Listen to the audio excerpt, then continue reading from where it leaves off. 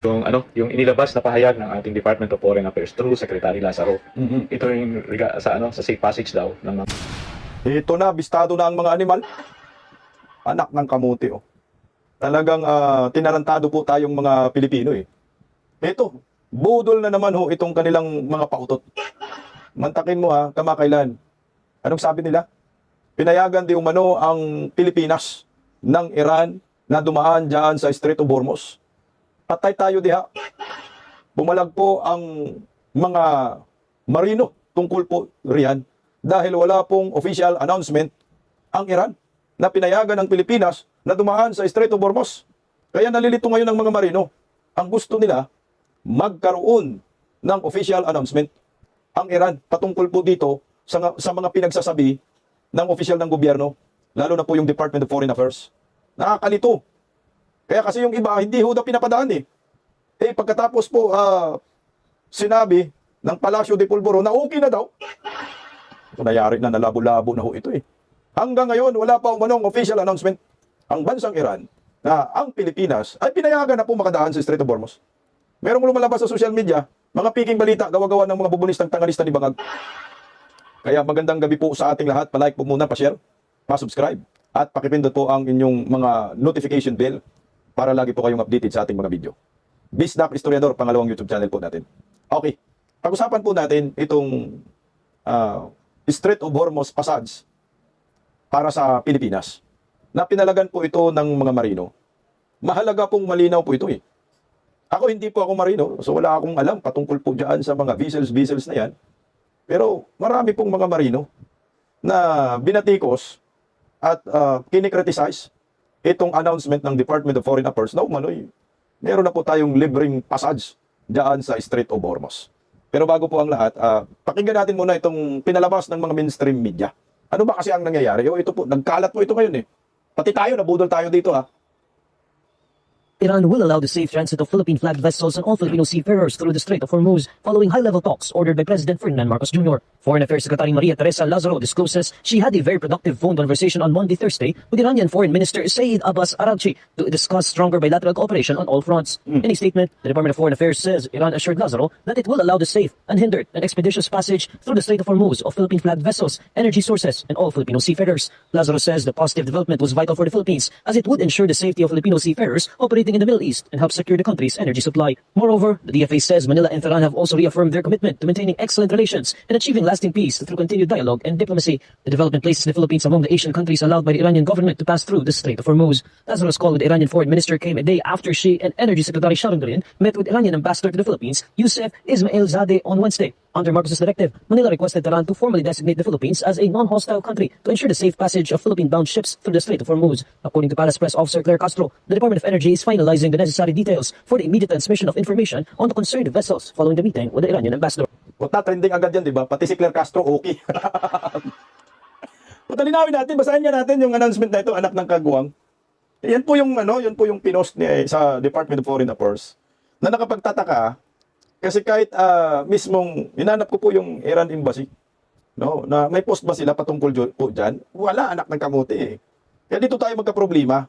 O basahin lang natin kasi putangin na bilib yung mga bubunistang tanganista dito. Sabi ko na nga ba, budol na naman ito. Okay, ito po yung pinost sa Department of Foreign Affairs. Kasi ang labo, sabi, Manila, April 2, 2026, Foreign Affairs Secretary Maria Teresa P. Lazaro had a very productive phone conversation today with the Iranian Foreign Minister. Akala ko ba naman yung parang nag-meeting talaga ba doon, nagkaroon ng dialogue, nagkaroon ng agreement? Hindi pala. Phone conversation. Nagago na. His Excellency Saeed Abbas Araghchi to discuss a stronger bilateral cooperation of all fronts. Pungkol. During the call, the Iranian Foreign Minister assured the Secretary that Iran will allow the safe, unhindered and expeditious passage through the Strait of Hormuz of Philippine flag vessels. Dito tayo magkalitsi-litsi. Philippine flag vessels daw. Energy sources and all Filipino seafarers. Philippine flag vessels.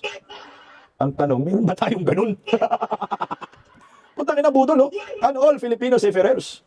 So, ibig sabihin, pag ikaw, Pinoy ka, pasok ka dyan, pwede kang dumaan. Ang problema, yung mga Filipino seafarers, ay putang ina, kung Amerikano dyan, ang mayari ng barko, tapos ang mga pahinante, mga seaman marino ay Pilipino, makakadaan kaya? Panginoon, ito na yung malabo na nangyayari. Ito pa. Secretary Lazaro noted that this positive development is vital for the Philippines as it will not only ensure the safety of Filipino seafarers operating in the area but will also help ensure energy security for the country. Ang problema nga ho, wala po tayong Philippine flag vessels eh. Ito. Given that the Philippine imports the majority of its energy requirements from the Middle East, this assurance from Iran will greatly facilitate the steady delivery of critical oil and fertilizer supplies to the Philippines. The call concluded, meron daw conclusion with both sides reaffirming their commitment to maintaining excellent relations and achieving lasting peace through continued dialogue and diplomacy. End. So ito maliwanag na phone call lang. So hindi ho talaga nagkaroon ng bilateral talks. Alam mo pag mga ganyan, phone call ba? Hindi po pwedeng magtiwala tayo dyan dahil kailangan may kasunduan, kailangan may black and white. Na pinahintulutan po tayo. Wala palang ganun. Kaya nalilito yung mga seafarers dito. Balik tayo doon sa flag Philippine flag vessels. Pinalagan po yan ng mga marino. Butang ina, ito maliwanag na pambubudol. Meron akong nakita sa comment section. Ang sabi po, narito. Ayan. Sabi post ng Philippine Star, may comment, no toll fees to Philippine flag vessels in Strait of Hormuz, says DFA. Ang problema nga, walang toll fee. Sabi nga ng marino, sabi ni si Christian, sabi niya, sa tagal ko ng pagbabarko, wala pa ako nakasalubong na Philippine registered flag na barko kahit sa, AIS. AIS dry, dry bulk o tanker. Putang ina, budol nga, no toll fee nga. Kasi wala naman tayong tinatawag na Philippine flag vessels. Ito yung palaisipan. So ito yung maliwanag na pambubudol para sa akin kasi dito pa lang Philippine flag vessel, wala pala tayo eh. Tang-inom, papayagan daw sa Strait of Hormuz. So ginagago nga tayong mga Pilipino. So merong isang dating kongresista na kwestiyon na abogado, ang sabi niya, ito meron ba talagang mga barko o tanker ang Pilipinas na nagbabiyahe passing the Strait of Hormuz? Kailan pa ba tayo nagkaroon ng mga barko o tanker na dumating dyan? Ito na ho yung malaking problema natin. So ito ay maliwanag na pambubodol. Bago ko po pasalitain yung isang kapitan na marino, linawin po natin kung meron ba talagang Philippine flag vessel ang Pilipinas. Ito po yung na-search po natin eh. Ito yung sagot, wala. Ang Pilipinas ay walang sariling nakatalagang barko ng krudo na regular na dumadaan sa Strait of Hormuz. Paano ho tayo nakakuha ng krudo? Halos lahat ng krudong langis ng Pilipinas ay inaangkat mula sa ibang bansa. Ang pag-aangkat sa ibang bansa, ang pag-aangkat na ito ay ginagawa ng mga pribadong kumpanya ng langis. Hindi ho ng gobyerno. So anong ibig sabihin nito? Wala po tayong Philippine flag vessel. Kabilang ang mga pangunahing kumpanya ay ang Petron Corporation, Philippine Shell Petroleum Corporation, Chevron Philippines. Sinong mga may-ari ng mga tanker na ito? Karaniwang dinadala ang langis gamit ang mga pandaigdigang kumpanya ng pagpapadala. Mga tanker na inuupahan, chartered tankers, na kadalasan ay hindi pag-aari ng Pilipinas. May tanker lumadaan papunta sa atin, pero hindi naman pagmamayari ng Pilipinas, so hindi po ito may tuturing Philippine flag vessels. Anak ng kalbang kabudul-budulan itong hinayupak na ito. Ang mga barkong ito ay nagdadala ng krudo mula sa mga bansang nasa gitnang silangan, tulad ng Saudi Arabia. Ang Saudi Arabia ay bawal makadaan sa Strait of Hormuz. Na yan ay nagdadala ng langis papuntang Pilipinas. United Arab Emirates, bawal din. Putangin ng budol, no? Kuwait, lalong bawal. Madalas dumadaan ang mga ito sa Strait of Hormuz. Ito pa, dagdag pa. Nakamuti na to. Budol nga. Nawala ko yawards. Teka lang para mas malinaw, mas may dumadaan bang barko sa Pilipinas, Filipino road Walang kilalang grupo ng mga tanker sa Strait of Hormuz, ha? May dumadaan ba na Philippine flag vessels doon sa Strait of Hormuz? Ang sagot, wala. Walang kilalang grupo ng mga tanker ng Kurodo na nakarehistro sa Pilipinas na nakatalaga sa rutang ito. Kahit may mga Pilipinong tripulante sa barko, nakaraniwan sa buong mundo na, ay kadalasan ang barko ay nakarehistro sa ibang bansa. So hindi po ito Philippine flag vessel. Flag of convenience. Pag-aari ng dayuhang kumpanya na nagpapadala. O, ito yung malinaw dyan. Malaki ang pag-depende ng Pilipinas sa pandaigdigan ruta ng supply ng langis, lalo na sa Strait of Hormuz. Kapag nagkaroon ng pagkantala roon, panigurado, tumataas po ang presyo ng langis at apektado po tayo. Yan po ang maliwanag dyan. O, ito na. So, ito ay budol. Wala tayong Philippine flag vessel at walang official pa na announcement ang Iran patungkol po dito. Tingnan mo, kakaiba po doon sa una ng, kasi naghahanap talaga ako ng detalye. Ano ba talaga ang nangyayari? Noong unang announcement po ng Iran, ito talaga in-announce po nila na ang pwede lang po dumaan sa Strait of Hormuz ay Pakistan, Bangladesh, China, Russia, Iraq at India. In-announce po nila yan. Legit na pwedeng dumaan. Ang Pilipinas hindi kasama dyan. Kasi nga wala man tayong Philippine flag vessel talaga. Yan ang maliwanag. At kasunod riyan, okay, sabi dyan, ito yung pinakadatos lang na nakikita ko. After India, Iran Army po yan ay BPIDS. Pakistan now, Malaysia, ships are also allowed to pass Strait of Hormuz. So yung Malaysia, pinayagan din. So wala ho tayo dun. Ito, Iran allows more than 20 Pakistani ships to pass through Strait of Hormuz safely. So ina-announce po nila. Pero, yung ipinagmalaki ni Bongbong Marcos na tayo daw ay pwede nang dumaan ay isang pambubudol. Kaya pinalagan po ito ng mga marino. Yan ang maliwanag dyan. Hindi daw malinaw ho sa kanila. Ano ho ba ang tamang announcement? Meron ba? Ano bang requirements? Kasi nalilito ho sila eh. Ito po yung Marino PH. Ang sabi ng Marino PH, seafarers are seeking clarification after the DFA announced ship passage in the Strait of Hormuz. Reports indicates routes remain unsafe due to the sea mines. Iran allows transit only for approved vessels. Ang Pilipinas hindi makasama kasi wala tayong Philippine flag vessels eh. Mixed cruise ships and uncertainty as no direct confirmation from Iranian authorities has been issued. So ito na labo-labo na ngayon. So ito, medyo mahaba po yung post ng Marino PH. Tagalogin na lang natin, pinag-translate ko para maintindihan ng karamihan. Ang sabi ng Marino, humihingi ng linaw ang mga seafarer sa pahayag ng Department of Foreign Affairs sa gitna ng masalimuot na sitwasyon sa Strait of Hormuz. Maraming seafarer ang ngayon ay humihingi ng malinaw na gabay matapos sabihin ng Department of Foreign Affairs na ang mga barkong nakarehistro sa Pilipinas, mga kargamentong enerhiya at mga Pilipinong seafarer ay pinapayagan makadaan ng ligtas sa Strait of Hormuz.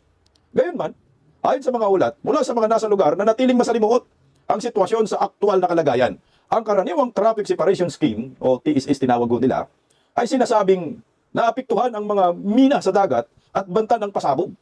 Yun yung landmines, no? Parang ganun, no? Kaya nagiging hindi ligtas ang mga normal na rutang dinadaanan ng mga barko. Dahil dito, sinasabing nagtatag ang mga otoridad ng Iran ng alternatibong daanan para sa paglalayag. Tanging ang mga barkong nabigyan ng pahintulot lamang ang maaaring gumamit ng rutang ito. So meron silang parang ibang rutang ginawa na nagdulot ng mas maraming katanungan mula sa mga ship operator, official at tripulanteng naghahanda na dumaan sa lugar. Isa pang isyo na itinataas ay tungkol sa mga Pilipinong seafarer na nagtrabaho sa mga barkong may halong nasyonalidad ng tripulanti. Maraming barko ang may multinational crew, kabilang ang mga mamamayan mula sa bansang kalyado ng United States. Patay ka diya. Yun nga yung sinabi ko eh. Pag ikaw kalyado ka, dali ka dito ng American, hindi ka pwede. O ito. Sa ilang kaso, kahit may mga Pilipinong tripulante sa barko, maaari pa rin husgahan ang barko batay sa bandila nito. Kasi hindi mo po pwedeng lagyan ng watawat ng Pilipinas ang watawat ng Amerika. Oy, ba't tumunog? O, ito. Tama. May-ari, operator, kargamento o kabuang kaugnayan ito. Sa kasalukuyan, wala pang malinaw na pampublikong kumpirmasyon mula sa Iran na tuwirang sumusuporta sa pahayag ng DFA. Dahil dito, maraming seafarer at mga sektor ng maritime ang patuloy na naghihintay ng formal at detalyadong gabay. Samantala, ang galaw ng mga barko sa Strait of Hormuz ay nanatiling mahigpit na binabantayan ng mga otoridad ng Iran. So paano na to? Budol talaga. So meron pong nagpost na seafarer, ito po, ang sabi niya, wala pa ding galawan dito. Wala kasi official statement ang Iran tungkol sa sinasabi na phone call ng DFE. Phone call ay di pwedeng panghawakan. Ng kagwang tungkol ba? O ito na ho yung problema ngayon. Ano po ang panghawakan ng mga seafarer na yan? Magulo ha kasi. Pati daw si iba na Pilipino pwede. Eh kung nakasakay sa American flag vessel, nakasakay sa Israel flag vessel, na hindi pwedeng dumaan dyan sa Strait of Hormuz, papadaanin ba yung mga Pilipino? Liligtas ba? Yan ang nakakalito. Kaya naman, pinalagan po ito ng isang kapitan. Seaman, no? Siyempre mga seaman, marino. Ano ba ho ang malinaw ho nito? Kasi ang mga seafarer nalilito ho. Noong una, walang official na announcement ang bansang Iran. Hindi nga ho tayo kasama dyan eh. Pangalawa, wala po tayong tinatawag na Philippine flag vessel na kailanman wala po talagang ganyan. So ito maliwanag ay pambobodol na naman. Pakinggan po natin yung isang kapitan sa kanyang rant sa social media. At mukhang galit din po ito kay Tulfo. Narito pakinggan po natin si Sir. Okay, sabayan ng seafarers. Today, talakayin natin yung inilabas na pahayag ng ating Department of Foreign Affairs through Secretary Lazaro. Ito yung sa safe passage daw ng mga Filipino seafarers sa Strait of Hormuz now. Including daw ang lahat ng seafarers kasi all seafarers yung nakalagay dun sa pahayag. So, gusto man nating paniwalaan, parang hindi yata doable. Kasi hindi ganoon. Usap lang kayo ng ambassador, okay na. At parang okay sa ambassador pero okay ba doon sa Iranian government ngayon at sino ba ngayon yung Iranian government? Kasi nga, di ba, since na sunod-sunod yung pagkakasawi ng kanilang mga leaders, parang nobody is in command. So, ito na, pag-anuhan natin dito. Pero ang di ko na anuhan dito, naglabas din si Senator Rapi Tulfo. Naglabas si Senator Rapi Tulfo ng kanyang post doon sa FB na nagpapap sa akin din. Nagpapap sa FB page ko. Nabasa ko doon, may proseso pala. Bakit hindi ito diniscuss ng DFA? Meron palang proseso, basta pinalabas lang agad na pwede nang dumaan ang mga Filipino seafarers na in-arrange na. So, ang akala ng iba, even doon sa nasa loob ng Persian Gulf ng mga seafarers, okay na. Nasa ibang nasa sila, nasa foreign flag vessels kasi nga, sabi for all seafarers pwede nang dumaan O kanya nga, ayun, pumasa yung mga pobre na oo nga, pwede na pala. Pero hanggang ngayon, wala pa daw. Hindi pa rin sila makaalis kasi nga nag-aantay sila from their owners ng orders. Siyempre, manggagaling yung orders sa ship owners, not to the Philippine government. Pagka ikaw ay foreign flag o kahit pa ikaw ay Philippine flag, siyempre ship owners pa rin ang magmamando doon sa kanilang kapitan to heave up the anchor and proceed to the Strait of Hormuz. Maliwanag yun. Pero dito, meron palang proseso na hindi naman sinama doon sa adatas o doon sa pahayag ng DFA. At idiniscuss ito personally yata kay Senator Rapi Tulfo. Kaya lumabas dito na bida-bida na naman tayo dito. Siya na naman ang parang after 1 month ng gera, ngayon lang naman natin siya nakita pero ng mga unang salbo ng putukan at wala. Yung banta sa mga seafarers, hindi siya nagbigay pahayag. Ngayon, meron nang nakita na naman na oportunidad para makasakay ito. So sa kanyang po sinasabi niya, may proseso daw na ang kailangan daw magsasubmit ng request ang barko. Ang barko Pero sino sa barko? Kapitan ba o ang ship owners ang magsasubmit ng request? Sa, take note, DOE, Department of Energy at Marina. Okay na sana yung Marina dahil siya although regulatory body rin yung DOE, silang dalawa, pero mas may bigat yung Marina kaysa sa DOE who has nothing to do with seafarers. O sa barko, I do not know, pero sa seafarers, wala siyang pakialam. Kaya nga, bakit ito nadamay na naman? Nasama na naman siya dito sa usapan. Inikot. After sa DOE, magsasubmit daw doon ng request, dadalhin din sa DFA. At yung DFA dadalhin sa Iranian Embassy. At ang Iranian Embassy, isasabit sa kanilang gobyerno yung request. So, ibig pala sabihin, hindi pa yun sure kung papayagan. Hindi pa sure yun. Okay, so medyo magulo nga, no? Yung announcement ng DFA, ang sabi daw, pinayagan, pero walang official na announcement. Pero sa post ni Rafi Tulfo, may mga requirements daw. So, ito pambubudol talaga. So siya po si Edgar Flores, kapitan po ito, Navigator International Maritime Training and Association Center Incorporated. Ayan. At nakikita ko sa Marino PH, ito daw yung mga requirements. Ayan Vessels intending to transit the Strait of Hormuz are required to submit the following information to Iranian authorities for clearance.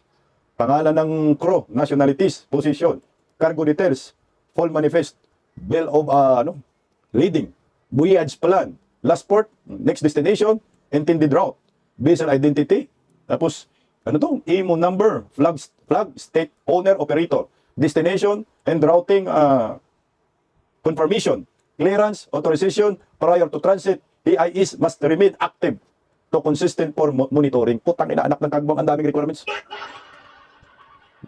So ngayon ibibigay yan sa Department of Energy, tapos ibibigay sa DFA, tapos ibibigay sa Iran. Yung tawag yun ng ambasador. Tapos ibibigay sa pinakagobyerno ng Iran. So, anak ng kagwang, budol nga. Kasi pagbigay dun sa Iran. Kunyari, nag-comply ka ng mga requirements, putang ina, ang dami, no? Pagbibigyan ka ba ng Iran? Sabihin na natin, oy, Pilipino to. Approve ko na sana, kaso yung barko, Amerikano. Oy, Pilipino to, kaso yung plug vessel, Amerikano. Okay na sana. So, hindi naman po pwede. Ang Pilipinas ay tatawid, maglakad sa dagat. Kailangan may kasamang barko. Putang ina ang problema, kasi yung barko, ang nagmamayari, Amerikano, o digmaan man. Amerikano versus Iran, putang ina, useless din. So, malabo. So, again, ito ay maliwanag na pambubudol na naman. Kasi nga kung totoong pinadaan na ho tayo dyan, kung kailan nagsabi na padadaanin, anak ng kagwang, ang presyo ng langis, magsitaasan lalo. O ang gas, ang gasolina, 120 na per litro. Tapos yung crudo, 170 per litro. Putang inumin mo, bangag, budol talaga. So hindi po totoo. Yung mga pinagsasabi nila, ito ay maliwanag na pambubudol na naman sa maraming Pilipino. Nabubuhay na talaga itong gobyernong ito ng pambubudol. No? Tuloy siya, no? In principle, ang nag-agree lang yung kanilang ano rito, foreign minister. Pero hindi pa yun sure. Hindi pa official. Kaya nga, dapat yun, hindi muna, meron Announce. sana, responsibly, nagtanong din yung mga media. Yung mga media dito sa atin, yung mainstream media na naglabas nitong ano na to, sa kanilang mga newspapers at saka balita. Nagtanong din sila. Pero itong si Senator Rafi Tulfo, dapat ginawa niya rin yung kanyang homework. Again, lagi ko sinasabi, do your homework very well. Tinanong mo rin sila. Kasi, yung vessels na magsasabit, sino yung barko? Sino sa barko? Kapitan ba? Yung ship owners ba? Ang magsasabit. At pangalawa, bakit pati yung foreign vessels? Na dahil nga, all Filipinos, syempre, pag all Filipinos, pati yung nasa foreign flag vessels, kasama na ron. Paano ngayon kung yung barko may mixed crew? May mga ibang foreigners na hostile sa interest ng Iran, o yung barko na sinasakyan ng mga Pilipino na gusto Kalaban ng sinasabi yung pwede nang dumaan, hostile din sa interest ng Iran. What do you think? What do you think? Papayagan ba yung dumaan doon? So binigyan nyo ng false hope? Putang ina, maling pag-asa. False hope. Yan ang mahirap ngayon, no? Itong gobyerno, labo-labo. Basta lang, makapag-announce. Sinakyan naman din ng mga mainstream media. Ang mainstream media din, hindi rin nagpapaliwanag ng maayos. Na ito pala, maraming mga requirements. Kahit nakapag-comply ka ng requirements, hindi pa rin yan garantisado na magkaroon ka ng libre passage dyan sa Strait of Hormuz. Kasi nga, kung yung sinasakyan mo ay barko ng Amerikano at may kasama kang mga Amerikano dyan sa barko, maraming Pilipino, lo pa rin yan. At sino magbibigay ng requirements? Yan ang malaking tanong. Hindi naman po pwede mag-submit ng requirements ang kapitan. Putang ina, may-ari ho talaga ng barko. Ang plug vessels ng barko. Kanino ho yun? Amerika. Putang ina, los. Wala rin. Tuloy po, sir. False hope yung mga Pilipino nasa foreign flag. Pero yung Philippine flag, it's up to you. Kasi Philippine flag, meron kayong karapatan. Pero ito sa foreign flag, you do not have any responsibility for them. Although may Pilipino on board. Pero hindi nyo sila pwedeng sabihin na kasama sila doon sa direktiba na inilabas nyo o doon sa kalatas na nilabas nyo. Foreign flag yun. Paano kung yun ay hostile sa interest ng Iran? Papayag ba? So parang binigyan nyo lang ng false hope yung mga Pilipino noon. In short, it's too good to be true. It's too good to be true. Kasi may involved dito siyempre yung flag state din ng ano na yun. They are responsible for that as you are responsible sa Philippine flag vessel. Kaya, Senator Rafi Tulfo, magpa-imbestiga ka na, agad-agad. Tanungin mo yung paano ipapatupad yun, hindi yung sinakyan mo agad, na hindi mo alam, na hindi yung some of those na yun, are not doable. Doable yung Philippine flag at saka yung mga barko natin na carrying this energy sources. Pero not do sa all Filipino, ang dami nun. Ilang nationality yung nandun sa barko nila, kung meron man. So sana, kahit nga full crew pagka kunyari na full crew sila, pero yung barko is owned by ship owners na hosted sa Iran, papayagan ba dumaan yun? Hindi pwede. Kaya ayusin nyo Senator Rafi Tulfo, papel ng papel. Okay, so at sa media rin, sana tanungin nyo rin regarding this issue. Okay, Putang ina, no? Alam mo ho, nakakatakot ho ito kasi nga, kunyari, nagiging kampante itong mga crew ng mga Pilipino sa vessels na yun, no? All Filipino tayo. Pwede tayong dumaan, sabi ng Department of Foreign Affairs. Ito yung mga requirements natin. Tapos pala yung barko nila, pag may-ari ng kano, o kahit hindi kano, basta ibang bansa na hindi ka pwedeng dumaan dyan, pero sila all Filipino, putang na, pag daanin nyo dyan, idibumbahin kayo. All Filipino kayo, pero yung barkong sinasakyan ninyo, hindi po pwedeng dumaan. Again, malabo. Yung announcement ng Department of Foreign Affairs, hindi malinaw. Yan po ay nagdudulot ng pagkalito at panganib po sa mga seafarers na dumadaan sa Strait of Hormuz. Yung sinasabi ni Philippine Flag Vessel, wala po tayong ganun. Dapat nakatutok sila doon sa mga Pilipinong seafarer. Ano po ang gagawin nila? Kasi wala tayong Philippine Flag Vessel. Pag dumadaan yung barkong pinagtrabahuan nila na ang nagmamayari ay Americans or ibang lahi na hindi pwedeng dumaan sa Strait of Hormuz.